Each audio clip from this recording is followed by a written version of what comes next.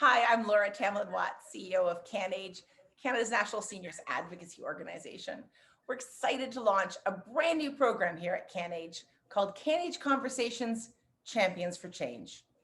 This program will highlight influential and inspiring people who work tirelessly in the field of aging, making remarkable progress that benefits all Canadians. In this inaugural episode, I have the honor of speaking with my good friend and human rights champion, Margaret Gillis. Margaret's the founding president of the International Longevity Centre of Canada. So Margaret, thank you so much for joining us here today. I know that you've dedicated your life to making things better for Canadians and also really the aging population around the world. But I want to start at the beginning because we always talk about the life course. We talk about people who are aging and where they come from and how important that is. So let's start at the beginning. Where were you born? Did you grow up in Canada? I did. I was born in Victoria, but I left there as a baby and I moved to Winnipeg, which was a wonderful place to grow up. And I lived there till I was 11 in a very wonderful neighborhood in St. Boniface. And then my father moved the family to Ottawa. And I've been here more or less since the age of 11, except for my years at Queen's when I went away to university. So other than that, I'm an Ottawa girl now. So yeah, you're a Canadian really, having grown up in a bunch of different parts of Canada, really. Yeah. And so you said you were at Queen's. So what did you study? I actually studied history. And, back in the day, there wasn't a lot of, newspaper ads saying, historians, we need you. So I went on and did my master's degree in public administration at Carleton University. And that's how I started my 31-year career in government. Of course, when I graduated from university, I had made the vow I never wanted to work in anything with finance or revenue. So of course, I spent 20 years at National Revenue in the Department of Finance. But finally found my way to Public Health Agency of Canada, where I worked on seniors, and I fell in love with the issue. And so when I retired, I thought I have to keep working on this issue. And so here we are today, talking about aging. So a master's in public administration is one of those degrees that not a lot of people know about. And in fact, had I gone back, I probably would have done an MPA in addition to a law degree, because it can really set you up to help understand not just how business works, but how public works, how government works, how you can make systemic change. And did you get that out of your degree? Was it helpful for you in your career in the public service? Yes, it was in one sense, but it's interesting. One of the great managers I had in government once said to me, there's three ways where you impact policy and make changes in society. One is grassroots, like our two organizations, where we're pushing for change. One is when government policy is announced, for instance, in a campaign and becomes the mainstay of a political party when they come into power. And the other is tenacious bureaucrats. And I think the issue of tenacious bureaucrats always fascinated me, because I think if you are dedicated to something and you want to, advocate for older people, the public service is a really wonderful way to do it. And I loved my career and really loved working on, as I said, seniors issues. Although I tripped into it, I had applied for a job to be the executive director of the children's programs, public health. And I had a fabulous interview, but came second. And they said to me, would you be interested in working with seniors? And I thought, okay, wasn't what I had thought. And then it turned out to be the most wonderful failure of my life, because it ended up being an issue I embraced completely. And I think one of the fascinating things, and Laura, I'm sure you know this from working in the field, and I think just the things you're doing at CanAge illustrate it. The fascinating thing about aging is because it came out of the demographic changes of the 20th century, with longevity becoming so prominent in that century, there wasn't the many years of policy and programming like there was, for instance, around children. So a lot of what we do, we're facing things for the first time, and it's innovative and drives you with a certain passion. And I think, I find with people in the field, they feel that way. So was that sort of your feeling as well? Yeah, well, I came out of women's issues and then into kids, and then from kids into seniors. So it's that same connection about longevity and life course, isn't it? Always looking to try to figure out, who who needs help, who is being left behind, who is being excluded. And it's interesting, I want to build on that idea of longevity because you run the International Longevity Center in Canada. Yeah, tell me a little bit about that ILC and kind of the Canadian context of it as well, because it is a series of centers across the world, isn't it? Right. So when I was leaving government and looking for something different to do, the our now Vice President, Dr. Gloria Gutman, said to me, you can't just retire. We all know that's a terrible thing to do. You need to keep working. And she suggested that I look into establishing an International Longevity Center Canada. And she knew the principals, Dr. Robert Butler, who established the International Longevity Centers at Columbia University. And he, of course, is very famous for coining the term ageism. And she was the one who pushed me to set up the Canadian version. So there are 16 different longevity centers around the world, and I have the kind of Canadian branch of that. And we are an independent, nonpartisan, human rights-based organization. And we really have been focusing on work at the United Nations, and in particular, as we'll discuss, I've been very involved in advocating for the Convention on the Rights of Older Persons, which does not exist, but which we are hoping to bring to fruition, and also to get the Canadian government to come on side and lead or at least support the Convention. So lots of discussion we can have around that and where that's going. Yeah, let's pick up on that. You and I have been at the UN together, and I confess to you, back in my student days, I did Model United Nations, which I think is a very niche activity to do, but I thought it was wonderful. And so I remember the first time I went into the UN, both in New York and as well in Geneva, and I had a real moment of a very powerful impact. The idea that we were actually in the United Nations and able to make change. And then it really became clear that unlike my student days where you can, get change happening over the course of a competition or a weekend, that we were in it for the long haul. And Margaret, I know that you and I have been working on some of these conversations for 10 years now to create an International Convention on the Rights of Older Persons. Let's jump in a little bit about that. So why do you think we need a convention? And what does a convention do in the end? Well, it's interesting. I come at the convention from my experience in government. So I ended up actually having that children's job that I originally went for, and for which I didn't get, and then ended up in aging, and the aging job, just as how things go in government during the times I was there. So I worked on the Charter on the Rights of the Child, and I worked on the Madrid Plan of Action. So those are big differences between a convention and a plan of action. A plan of action is quite clearly just a plan. So with the Convention on the Rights of the Child, the Government of Canada and the provinces probably prepared for a year, every 4 years, when they went in front of the Human Rights Council, the UN Human Rights Council, and defended the work they were doing to protect the rights of child. And groups, for instance, the children's versions of us, could go in front of the UN and say, Human Rights Council, and say, here's where the Canadian government is not doing their job. And the UN writes a report, and then Canada tries to remedy those pieces. And then 4 years later, they're in front of that same board saying, here's what we've done to remedy those issues. I probably prepared the MIPA response in a week. So I knew that there was a much greater response from government with respect to the conventions, but I think it's much, much more than that. That was my personal experience. And when I came to work at the UN and realized that we hadn't had a convention on older persons, that it was still kind of languishing, I took up that mantle. But I think really grateful that you did. I mean, we think about the different conventions we have, and of course, most people will know the individual convention, right, about human rights and the sort of the foundational individual conventions that we have. But we've also had a bunch of other conventions, usually tied to social movements, right? Yeah. So you have the Convention on the Rights of Women and Girls, you've got the Convention on Persons with Disabilities, which is one of our most recent ones, and so on.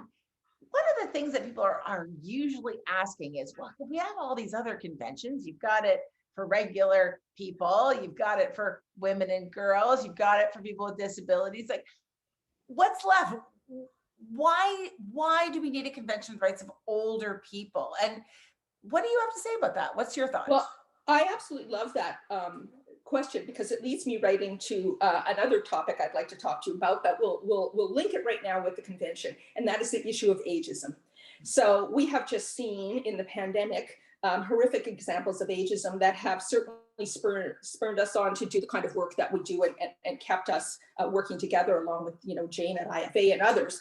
But it's really the concept of ageism. And I think the issue around ageism, where we have seen it so embodied in our society, that we really need to work to start to expose it and to bring it to the fore so that we can confront it and stop it. So I think that is the interesting piece around the convention. And one thing that conventions do, which is really surprising, it's kind of a subtle thing, but it actually has a huge impact. It empowers activists. And the rights holders start to see themselves as rights holders. And I think right now, older people don't necessarily think of themselves as right holders. And I think we've seen in the rights violations, particularly with respect, in our country to long-term care,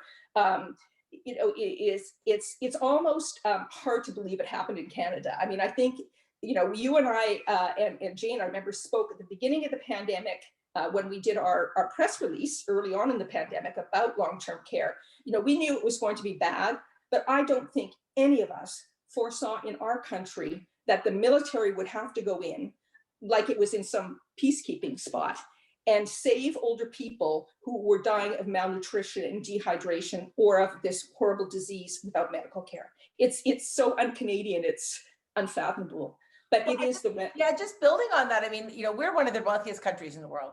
We have a socialized healthcare system. We have a strong human rights narrative. We have, in this case, a government that seems like it cares a lot about those issues. I mean, it's not a government that those issues are antithetical to. And yet, right? And yet, by June, 81% of the deaths of COVID were people in long-term care, but only 18% of the cases were actually in long-term care. So when you're at the UN and you look around, it's an important place, it's an important space, and your issues are struggling with everybody else's issues. You've got climate change, you've got wars, you've got poverty, you've got oceans full of plastic, you've got children in desperate need. What fuels you to bring the issues of age and ageism and seniors to that table and say, no, this is really important, you should pay attention to this? Well, one part is that all of those things you just mentioned have had a huge impact on older people. And I think we also need to think about the impact of ageism on older people that isn't covered by other aspects of the the UN conventions that you mentioned, some of the ones that you mentioned earlier. So I think that is really key, that we look at older people as rights holders in their own right, so to speak. But I think it's more than that. One of the things that was really interesting, the first time I went to the UN, when I was with the International Longevity Center, I was asked by the Stakeholder Group on Aging, which is this huge coalition of organizations all over the world that advocate for older people, to speak at the General Assembly with respect to the Sustainable Development Goals, which are the goals, the anti-poverty program. And I have to say, I was stunned, Laura, stunned by how older people had not been thought through in terms of the Sustainable Development Goals. So I'll give you an example. In my speech that day, I had to say the following. Your provisions on sexual assault begin at the age of 15 and end at the age of 49. So according to the UN, no one who's a child or no one who's an older adult has ever been sexually assaulted. It completely negated all kinds of abuse that we know well exists. And that means those statistics aren't being counted internationally, and that means programs don't come. Similarly, lifelong learning ended at 49. Well, I'm sure my children will tell you I have a lot more to learn past 49, as we all do, and we learn until we die. And the other one was they stopped collecting data on chronic diseases at the age of 70. Well, in our country, that's when people are getting them. So, here we are at the world's, greatest human rights institute, and they are, ageist. So we took those provisions on, and the Canadian government actually stepped up and supported us, and those things were changed. It made me really realize, even at our international human rights bodies, we need to fight for the rights of older persons. And it was really the issue that spurred me on to do the work that I've done since then and continue to do. The World Health Organization in 2017 issued a report about the biggest megatrends. And the biggest megatrends included things like climate change and so on. And one of the 5 megatrends was aging. And what I remember is they issued that report just before the Christmas holidays.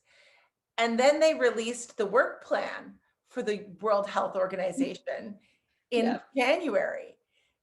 And there wasn't a word on aging. And it was actually human rights leaders like you that rose up and took took the World Health Organization on and said, like, are you kidding me?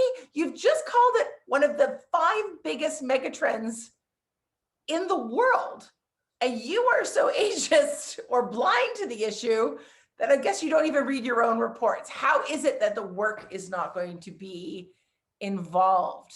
Do you remember that? Do you remember speaking about that? Oh, I remember it very well. And in fact, we had been working, and I'm sure you were involved in this too, for 10 years on the Decade on Aging. And we had worked very hard to get the World Health Organization to include the Decade on Aging, and it was gone from the provisions. And again, I have to say, the Canadian government stepped up. I mean, we across the country, rose up and wrote the Minister for Health, and she did take a stand.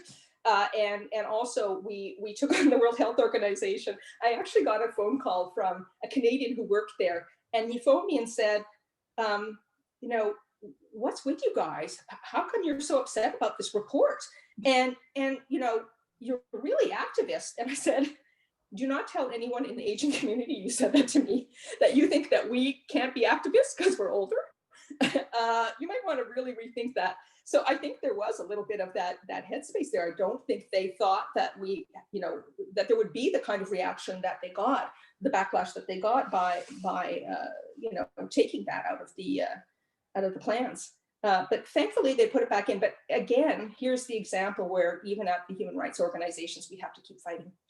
Status of women, the same thing. I was there. I went to the Congress of Status of Women 2 years ago when we could still actually go to the building. And I had a hard time finding meetings that dealt with older women. And yet we know older women live in huge poverty, and yet they're ignored. So part of it is re-educating the UN. Part of it's re-educating government, and part of it's re-educating the public and empowering older people. So it's all of those things that's really driven this work.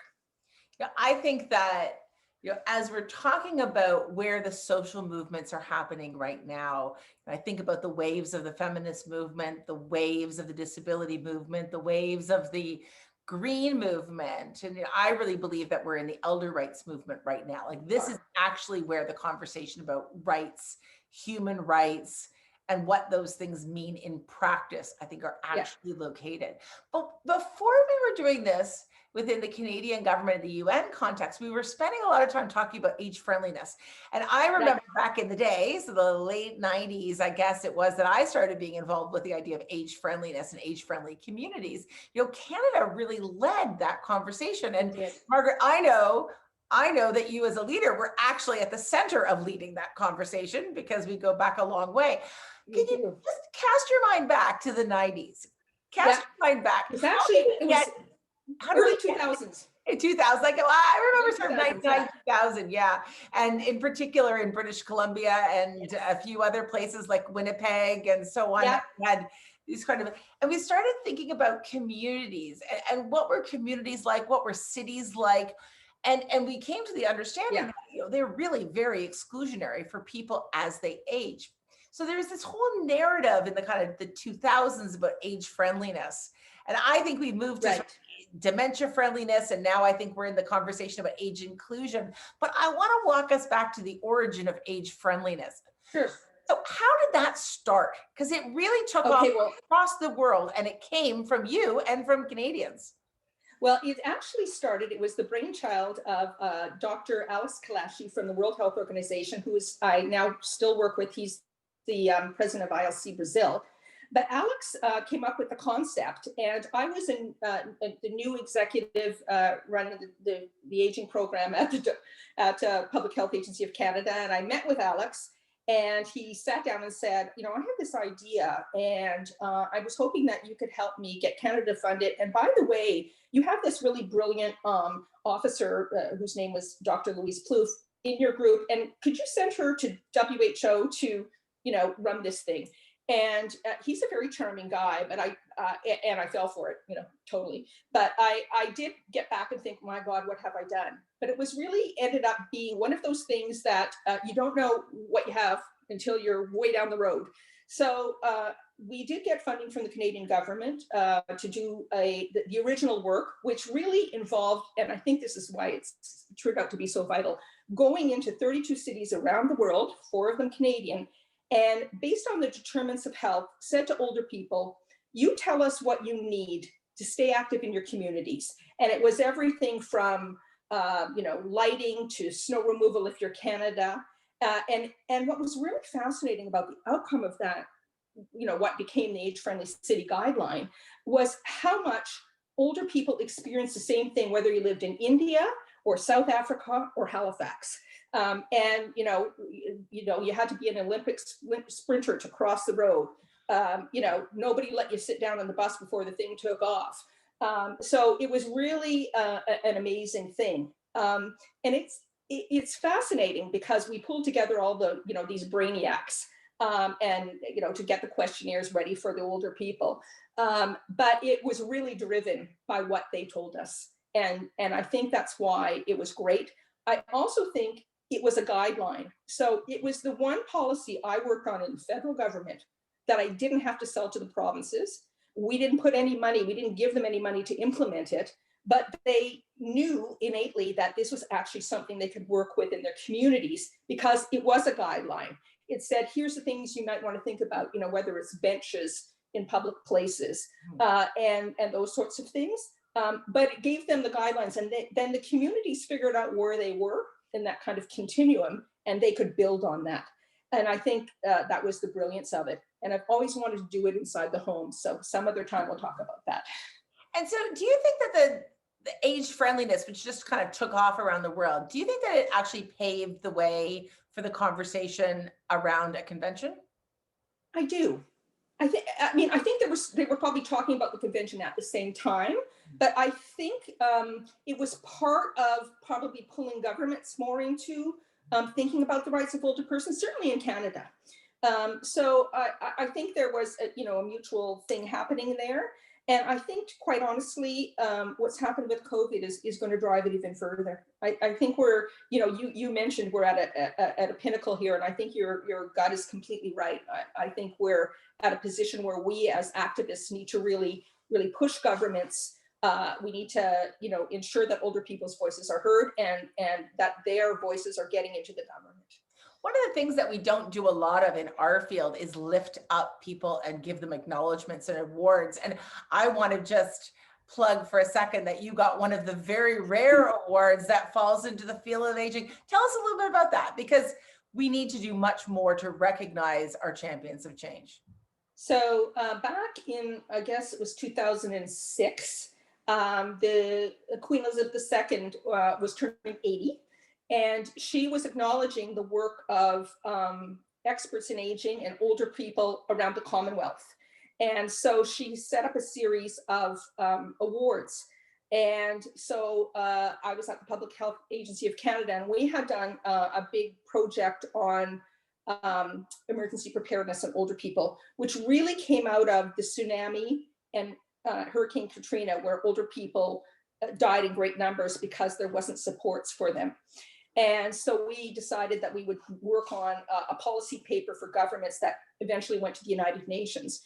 And Queen Elizabeth acknowledged that work. And so I won this international award, and it was lovely. I went to Windsor Castle and had lunch and met the Queen, and it was lovely. But it was also a really great way to increase the visibility within government and elsewhere of the rights of older persons, in particular with respect to ensuring that they're included in plans around emergency preparedness. Well, all that we can do is to elevate those voices, and it elevates the issues right along with them. I'm curious, kind of as we go forward, let's talk a little bit about COVID. Let's talk a little bit about some of the issues that we've been exploring during this time. Right. I want to build back on this idea that Canada actually had to call in the military, and Yeah. some of the stories that you and I were hearing, and then in the military report itself were just, they were chilling. They were people calling out for hours on end for help, people sitting in their own feces for sometimes days, people starving, people without water, people who hadn't been given medications, bug infestations, and so on. But this didn't start in COVID, did it, Margaret? No. Could you just reflect a little bit about, like, how did we, as a wealthy, democratically, elected, good social network country, get to a place that during a pandemic, a light was shone on really what ended up being a bit of a horror? Well, I think we in the aging community also all knew, hence the reason why we all got together at the beginning of the pandemic and sent out a press release, not knowing it was going to be as bad as it was. But I think we all knew that this was a place that was going to get hit by the pandemic. There are, thousands of pages of reports about the state of long-term care in Canada. It's been a really easy place for governments at all levels, not one, all of them own this, and so does the rest of society, to cut when cuts came through, because these are people that are, not able to speak for themselves. And, of course, we all have a little tiny bit of ageism in us, and we all think it's never going to be us, and it will be us. They are us. So I think, we can remember, horrific stories. The nurse in Ontario who killed 8 people and was only caught because she told her pastor. The woman in BC who was blind and left with bed bugs for 2 weeks in her room, locked in her room. And then, obvious examples of abuse that have taken place in long-term care. So we knew all these stories. It wasn't terribly surprising, but I think you can compartmentalize that kind of information. What happened, I think, in COVID was it is just so glaring that the system isn't working. And, I want to say there are some good homes. Sure. And I also want to compliment the workers, who have been exploited through this and paid very little. And they take no blame for what happened in here. This is really a societal and cost piece. And I really hope now we are going to get some action. We saw some good things in the speech from the throne in terms of the looking at national standards, for example. I wish that had been accompanied with some funding for the provinces, and I think the battle will be around that, quite honestly. I did listen to the news the other night about the provinces not, wanting to necessarily work with the government of Canada on national standards. And I think, again, here's a role for activists to say, you folks in all your levels of government need to work together, because this is a problem across the whole country. So lots to be done. Yeah, just build on that a little bit more. During the June 15th World Elder Abuse Awareness Day event that you spoke, and we heard as well, the question being explored, is social isolation a form of elder abuse? And certainly at that time, we were also very much thinking about older people in long-term care really forced to live in their rooms for months on end without access to loved ones. And in many cases, without any access to additional services that they need again. And we asked the question, do you think that form of social isolation is a form of elder abuse? I'm just going to ask it to you now. What are your thoughts on that? It's a few months later, we're in a different stage. Is it still a form of elder abuse? Is it I think there's a reason why we don't allow isolation in prisons, because it has a huge impact on people's mental and social health. We know from all of the studies that we've seen in the aging field that social isolation has huge health impacts, and we've seen it during COVID, and we've heard it from families saying, I was away from my parent for so long that their diminished capacity, they're now not recognizing me when, they recognized me 2 months ago. So we know that it has had an absolutely horrific impact. And I again think we haven't thought through how to balance the issue of ensuring that they're safe from the virus. And part of that was the terrible state of our homes, by the way, and having family members that, were allowed to come in and should have been allowed to come in. And we should have had the provisions around how to do that safely. And I know you at CanAge have done a lot of work on this, including in your voices, which, we all appreciate you getting out and getting that work done. But it's really, we know that the impact of it is really huge. And we know, I think we're just at the beginning of figuring out how bad it really was, because people are starting to study. One of the things ILC Canada and the Global Alliance are doing is an international study across, I think we're at 9 countries, where we're going in and asking older people how COVID affected them. And I think we're going to start to see some of that coming through. But I think the studies are going to show what we all know, which is that this has had a horrific impact on older people. Yeah, I just want to build on that piece, because in April, I think ILC Canada sent a letter to Minister Champagne and Minister Schulte, Minister for Seniors, about the mistreatment of older adults during the COVID pandemic. Did you get any feedback from them on that? We have not yet.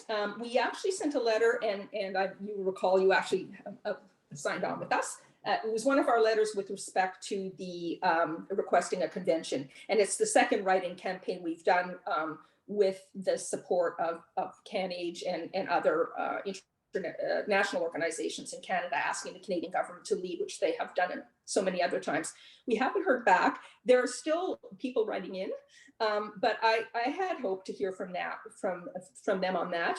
I think there is some hope, though, because we're seeing a little bit of movement with respect to the convention. So I'll give you an example, a few things to be proud of in the midst of things where we have lots not to be proud of. The Canadian government supported a document from this, the head of the UN, a policy document about what happened in COVID to older people. And in there, buried on page 11, is a reference to the convention and the need for a convention. Oh. Canada stood up and at the very beginning helped the UN get the signatures of, I think it ended up being 147 countries signed on to that document. So again, a little tiny breakthrough. I also, I think there's breakthroughs happening in other countries as well. So we're hearing that some of the European countries are starting to come on side to the convention, because the people blocking it had all been the developed countries. Africa, South America were all on side, or more or less on side, and have been driving it with the developed countries blocking it. We're hearing that Canada's starting to talk to those European contacts. So we're hoping that maybe we're getting very, very close. And then there's another 10 years of work to do while we set up what the thing says. So we're not going to stop now. I'm going to wrap up by asking a couple of questions. The first is, I know you have to be an optimist, because you can't be an advocate unless you're an optimist, because right. Otherwise you wouldn't get up every day and start working. But tell me what drives you. You could put your energies into many, many things, and you have expertise and experience, or you could use your retirement to improve your golf game or work on many other worthy projects.